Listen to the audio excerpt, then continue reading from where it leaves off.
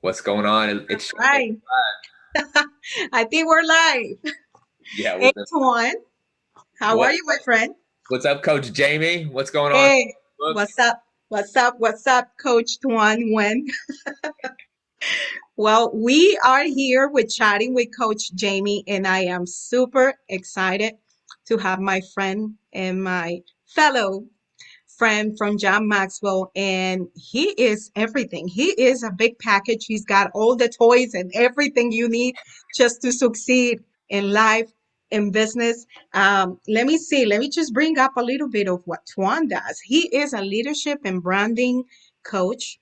And one of the things that I love about you, Tuan, you are a person that loves to empower people and inspire people.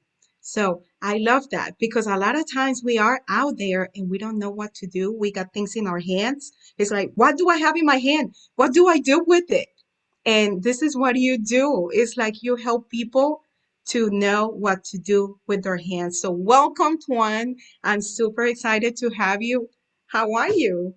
I'm good. Coming in from Houston, Texas, where you expect the unexpected down here. So one day Houston weather is going to kill you, and then the next day it's bright and sunny. So I'm good. I'm blessed.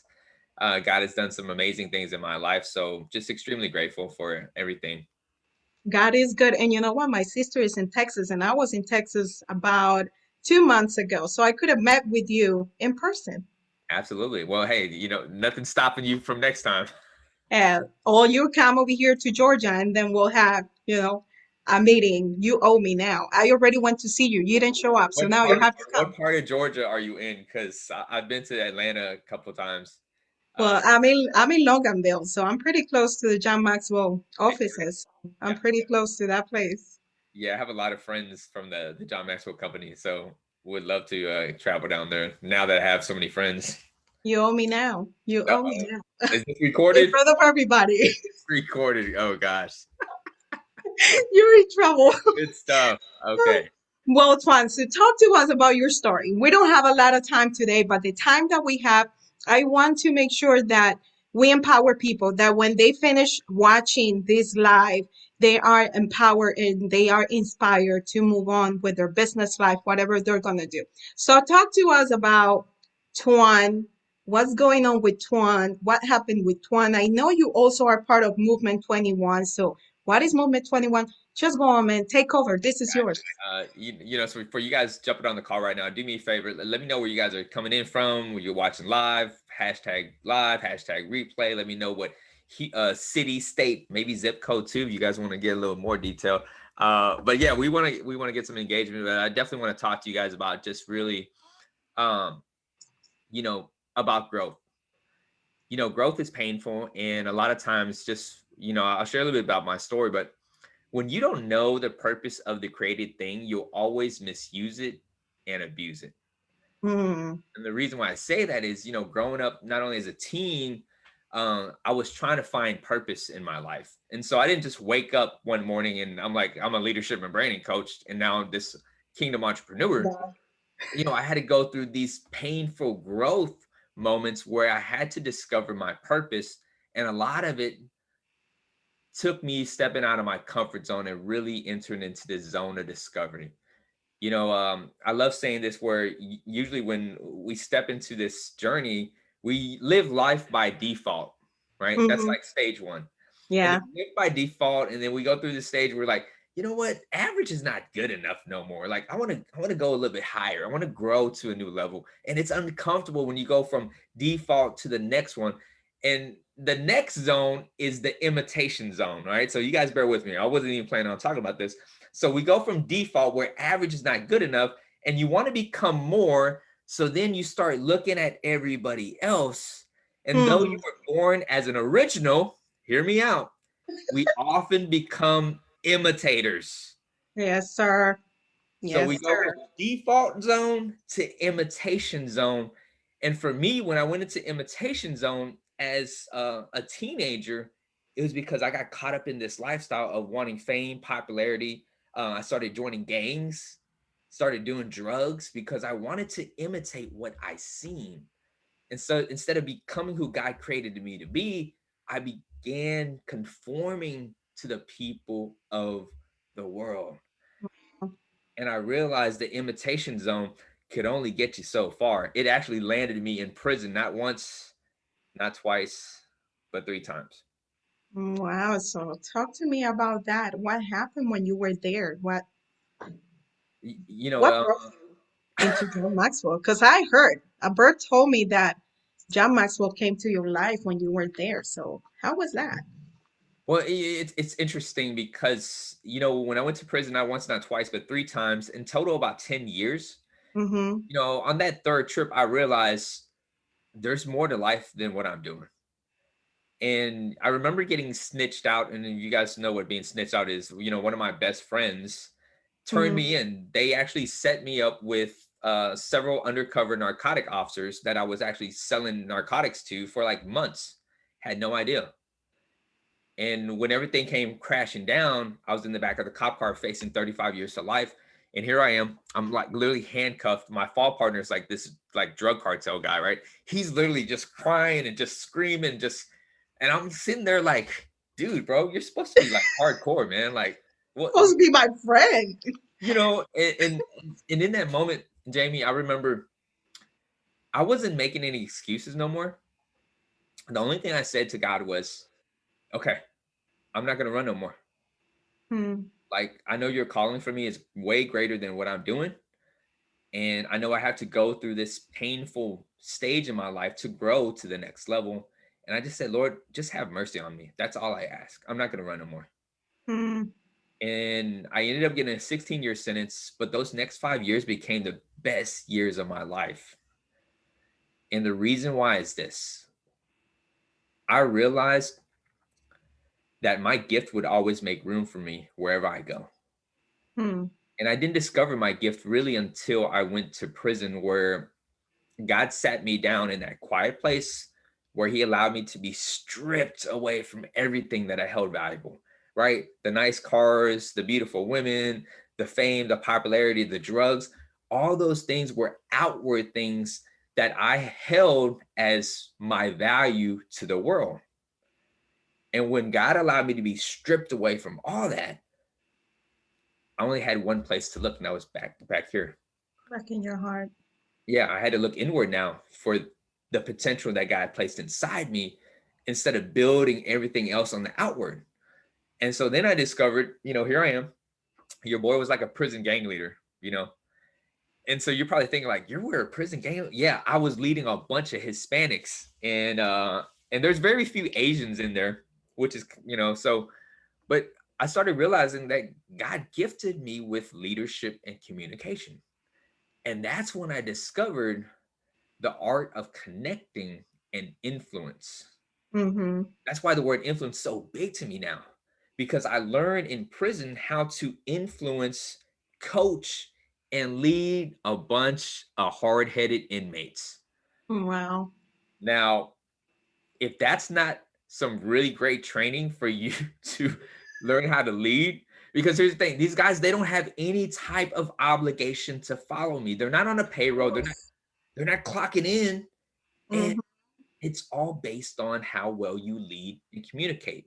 I learned That's how, what This right? where you really put it to the test. That's Yep. where you put to the test what do you do and what do you know? Because they don't have aspirations. They're like stuck in there and they're like, I'm here, so what? So it's kind of like harder to get to them, to help them and teach them to lead and allow them to be led by you. Oh, absolutely. And here's the other thing I discovered. So, I started studying John Maxwell. I don't know if you guys know who John is. John is by far, the Man, Papa. your Papa John. He's by far, one of the greatest leadership gurus that has ever lived. And I love his principles because he uses leadership as a way to meet evangelism. Okay, hear me out. He uses leadership as a way to meet evangelism. And so what happens is now we learn how to teach on personal growth. We learn how to talk about leadership. And it's not coming from this, hey, I'm trying to force this faith down, trying to get you to receive Jesus or nothing like that. It's coming from this place where, hey, I see the leadership potential in you. And if I could draw that out, you'll come and you'll sit at the table with me and you'll learn about where I get my leadership from. And when I started seeing that, I was like, oh my gosh, this is the reason why so many men go to prison, because they don't have vision. They don't know how to lead themselves, and therefore they can't lead their families and they can't lead no one else. Mm-hmm. But you know what the crazy thing was, Jamie? Out of the 10 years I was in prison, nobody really emphasized the importance of leadership. And I started asking myself, how come there really aren't no leadership classes? I mean, there's a lot of biblical classes, there's Bible studies, but no one's really teaching me how to become a leader. Mm-hmm. And that's when I had that aha moment when I was in prison. And it was kind of like that light bulb where it was like, okay, you were made for this moment right here, because your gift, your calling was made for this moment to become the solution. And when I discovered that moment in prison where I was like, okay, I got you, guy. I see what you're doing now. So this was all just part of the plan, you see? And something I love saying here is, you guys can kind of, write this down, is your pain becomes a passport. And another thing that I say is make your mess your message. Right. It's like, okay, I can choose to do two things with my mess right now. Okay, I can either use it to knock me down and be done with me, or I can use it as a stepping stool to use it for my story, to touch people's lives, to give more power to my story. And that's what you did, because I heard being in jail didn't stop you from your purpose. No, no, it didn't. And I love what you said, is so you can use failure as two things, right? Uh huh. You said one, in one aspect, a lot of people use failure as this great monument in life, where now it's like, hey, I had this big pity party, right? So I've seen so many guys that came into prison with the same sentence, same amount of time, same type of support. But what was the difference between me and them? It's the way we viewed failure. It's the way we saw ourselves, right? Right. This person over here defined failure as this great monument, where now it's just a self-pity party. I blame it on others. I don't accept responsibility. As for me, I said, hey, look, I'm going to learn how to fail forward. And instead of this failure, my third time failure being this big monument, I'm going to use this, like you said, as a stepping stone, and Mm-hmm. allow God to refine me in the process to become ultimately who he called me to be. So you came from being a victim to be a victor. Yep. That's Absolutely. exactly what happened to you, man. So Absolutely. what do you do now? I mean, and I heard that you actually were able to coach people. There's leaders that came out of this, what you were doing in jail. And what took you from, okay, what you did there and what are you doing now? Because I know we're almost running out of time, but I don't want to leave before you say, okay, how did you go from jail and what are you doing now? What can people do, even though they're going through the hardest times in their lives in business? Because that's what we do. You do business, I do business. What can they do with that? Even if it looks ugly, what can they do? Yeah. So I don't know if I can wrap this in like the next 5 minutes. I think we do have some extra time. So let me just kind of go with the flow. Um, God doesn't just make it clear every single time. I knew one thing was when I was in prison and I was focusing on what God placed in my hands. Mm-hmm. Okay. And let me just add some emphasis on this, right? So your calling is what's in your hands, your purpose is what's in your heart. I Many love of it. us, we have this grand vision of how we're going to impact the world. We're going to make a difference. We're going to influence and just transform lives. What's missing is, what are you doing with God's placing in your hands? Amen. See, this is the end in mind, is how do I fulfill the purpose that God has placed inside me? And that's when I really discovered that being an entrepreneur is what's going to help me fulfill my purpose in life. Mm-hmm. See, I didn't see myself being called into full-time ministry, but I was in ministry. And when I got out of prison, I realized there was only one thing left for me to do, and that wasn't to get a 9 to 5, even though I could. Mm-hmm. but I wanted to go from employment to deployment. And that might require Ah, me to be employed for a season, but ultimately, God wants me to be deployed, meaning that through deployment, I go from career to calling. And through deployment, I can employ others along the way, especially because I got 3 X's on my back coming into the world, kind of handicapped. But then that's the power of your story. And I can't change that. I had to just embrace it, own it, live it, tell it, and then listen to this. My mm-hmm. pain became a passport. And if you learn how to use that pain wisely, it can become your product, I like that. which becomes profit. I like that. So, what is your product? I do coaching now. I started off with John Maxwell Team, and I really just stepped in just to, doing leadership coaching. And then I realized, in my first year, I was all over the place trying to figure out how to enter the online space, especially with marketing. They don't teach you this stuff in prison, Jamie. No. They don't, I was always, I love saying this. I was always in high ticket sales. I just had the wrong products, right? So I was always in some type of high ticket sales because I sold high ticket items. They just happen to be like drugs. But entering into the online space, it's a whole new arena now. And if I could go back and just give you one great piece of advice that no one ever told me was focus on discovering your authentic voice. Mm-hmm. Branding means so much to me now because no one really taught me the essence of personal branding. I thought that if I just get this really fancy website, spend a couple $1,000s getting somebody to build this website, work on this course, get a fancy logo. And I did all that. I'm trying to build my email list, trying to get this cool funnel. And I realized once I even got all that done, I didn't get no traffic. And here I am sitting there like, man, am I good enough for this? Am I just not built for this? And what I discovered was people bought into me because of my words, my stories, and not only that, because of my leadership. And I just didn't know how to just take that and then bring it over. But that's why now one of the key messages I talk about is you gotta have the 3 C's, right? Number one is clarity. Mm-hmm. Clarity in who I am, and now that clarity in my message, who's my target audience. And with clarity comes the next C, which is confidence, right? Hey, pen and paper. Hey, take notes. I'm gonna drop some. I'm gonna drop some nuggets for you guys. So remember the 3 C's, right? 3 C's. Number one, clarity. Clarity in the marketplace. What separates you from everybody else? Not only that, how does your influence stack up against your competitors?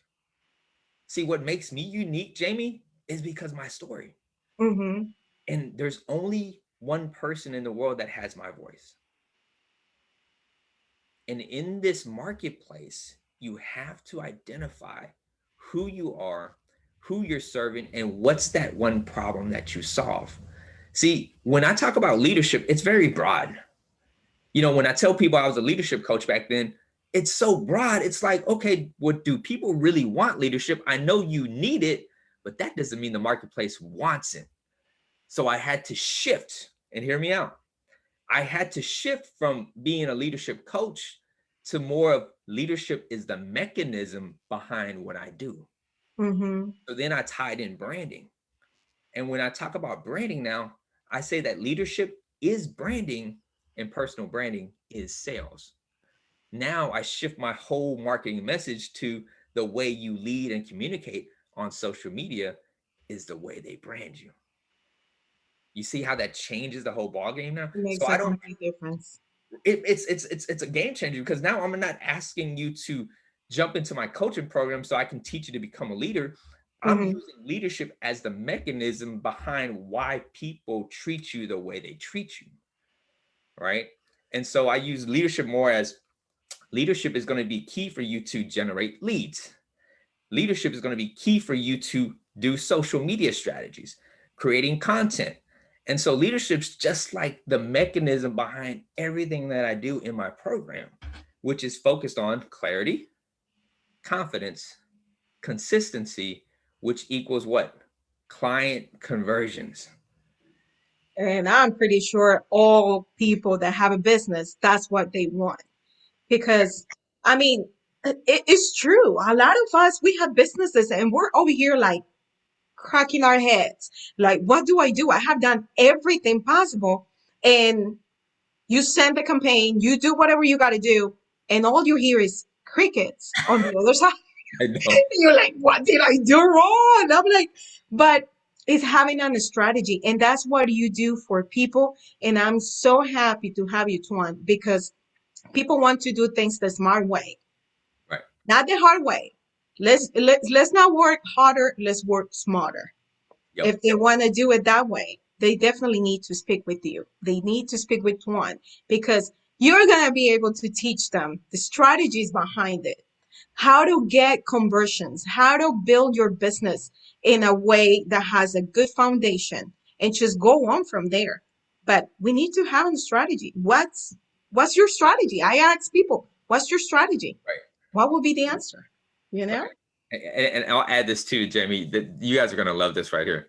Is I understand we all have, everybody has this anointing, everybody has a call, everybody has this purpose, this passion, but none of that will ever come to the light until you find your strategy. See, a lot of people get so caught up, hey, I'm anointed for this, I was made for this, I understand that, but do you have a strategy? Exactly. Because when we enter into the online space, and I'm going to speak more of like social media, you have to have strategies. And if you don't have strategies on how to advance your reach and advance your message and share your offer and generate leads that's going to be a constant flow for your business, you won't have a business. And that's Perfect. where the strategy comes in. Well, and that's what Tuan comes in.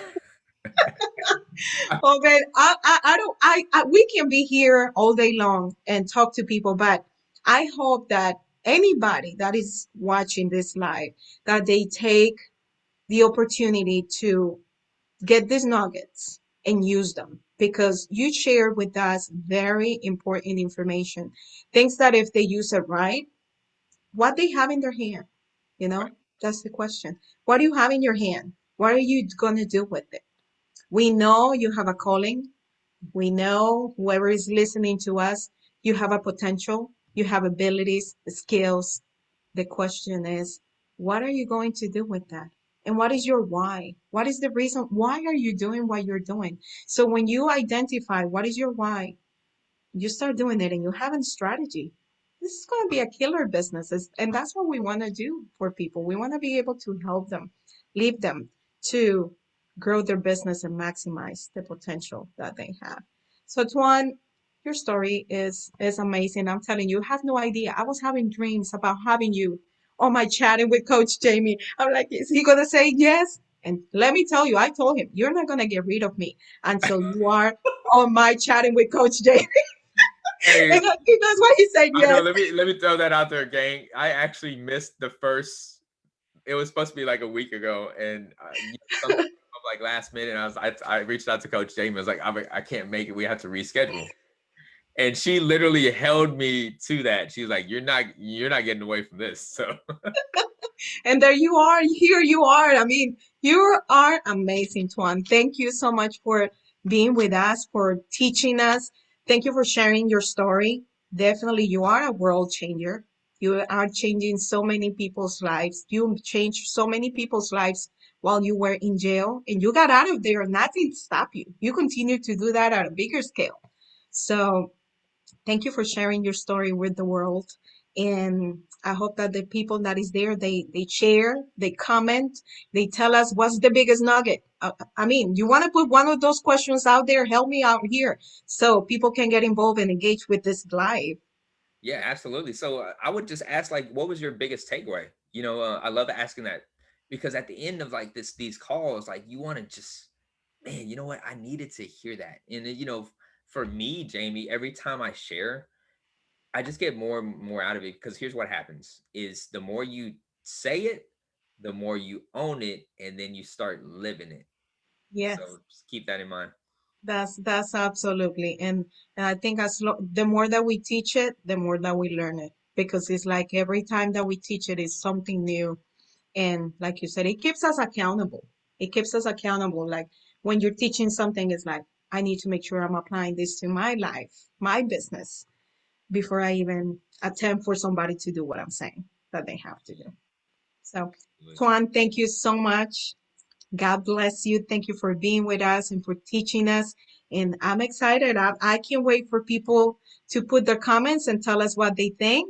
And until our next time, hopefully I'll get to bring you on again and Absolutely. we'll Sounds good. see. I'll drive you crazy again. Hey, you guys have a blessed day. Thank you so much for having me, Jamie. Thank you, Tuan. It was a pleasure. Okay. Bye bye.